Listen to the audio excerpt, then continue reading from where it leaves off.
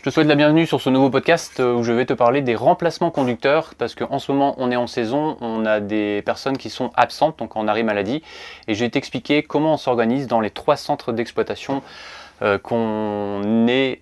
lesquels on est entre les Carbians, donc à l'Esnevin, les Voyages Le Brise à Guipava et ici au dépôt de la Nice, au Quart des Abers. Alors pour commencer, dans notre organisation habituelle, il y a donc le planning qui est réalisé donc avec un certain nombre de conducteurs, des conducteurs qui sont à temps partiel, certains en CPS, des conducteurs à temps complet, des conducteurs plus coefficient ligne régulière, des conducteurs plus coefficient tourisme ou grand tourisme. Et donc avec ces conducteurs-là, on réalise le planning. Mais ça, tu t'en doutes, c'est l'exploitation du quotidien. Sauf que il y a par moment, ça devient assez juste en termes de conducteurs quand il y a une grosse organisation avec l'activité tourisme où il y a des conducteurs qui partent en relais, notamment le week-end, et des conducteurs aussi qui sont sollicités pour assurer des fois des services occasionnels à la journée. Et ce qui fait que quand il y a plusieurs personnes absentes en même temps, ce qui est le cas en ce moment dans un centre d'exploitation, notamment à l'Esnevin, il y a parfois des pénuries de conducteurs et on s'organise de cette façon pour pallier à ces pénuries, c'est que dans notre organisation en exploitation, on laisse toujours un peu de marge pour éviter qu'on roule nous, donc personnel de bureau, à savoir en premier à l'exploitation pour qu'ils puissent faire leur planning, des personnes qui sont aussi gestionnaires du parc véhicule, à l'atelier et moi-même en tant que coordinateur. Et donc cette semaine, il y a eu plusieurs absences et ce qui fait qu'on a été sollicité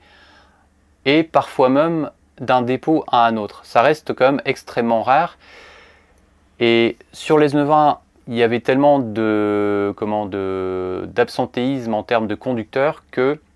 il y a des personnes d'un centre d'exploitation, donc celui de l'analyse, qui ont dû assurer des services scolaires au dépôt de l'Esnevin, du moins une journée. Et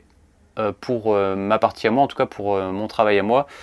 ça m'arrive quand même assez régulièrement de remplacer des conducteurs sur plusieurs centres d'exploitation, parce que ça me permet à la fois de vérifier la cohérence des plans de transport en allant directement sur le terrain, et ça permet aussi à la fois d'avoir des infos, d'avoir des échanges avec les conducteurs qui sont sur le terrain. Et en ce moment,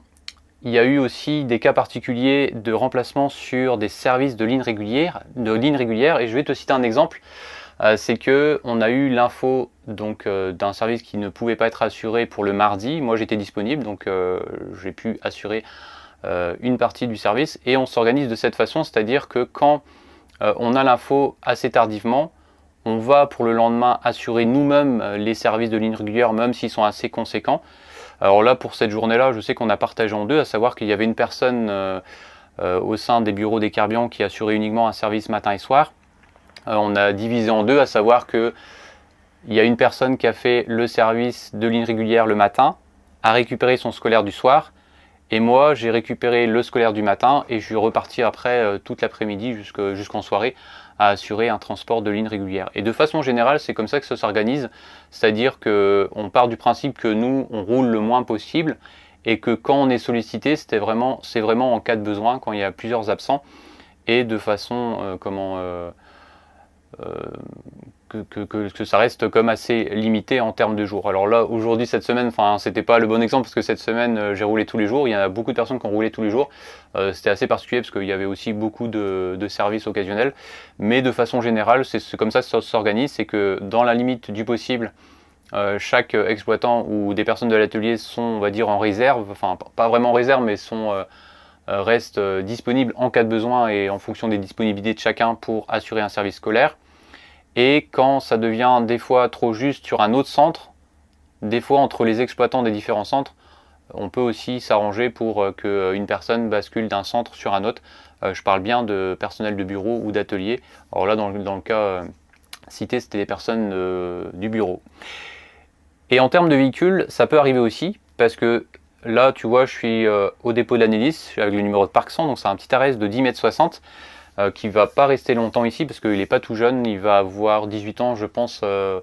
dans les mois qui vont venir, donc pour cet été je pense qu'il va quitter notre dépôt, donc je vais en profiter d'ailleurs pour faire un quotidien magazine juste après parce que je vais faire la ligne 22-14.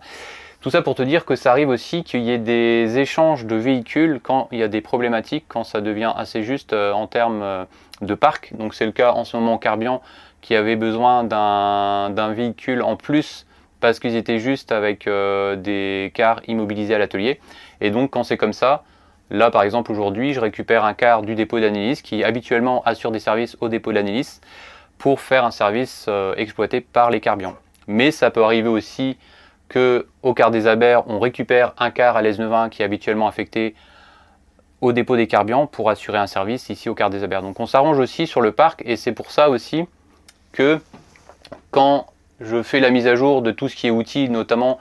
de SAUIV, bon SAUIV maintenant ça a été homogénéisé avec l'application qui s'appelle Matawan, mais surtout au niveau des girouettes. C'est-à-dire que le véhicule, comme il peut basculer d'un dépôt à un autre, il faut absolument qu'il ait les codes girouettes des 3 centres d'exploitation. Et depuis des années, j'ai mis tous les codes girouettes dans chacun des pupitres, ce qui permet par exemple à ce véhicule de faire à la fois des services pour le réseau Bresgo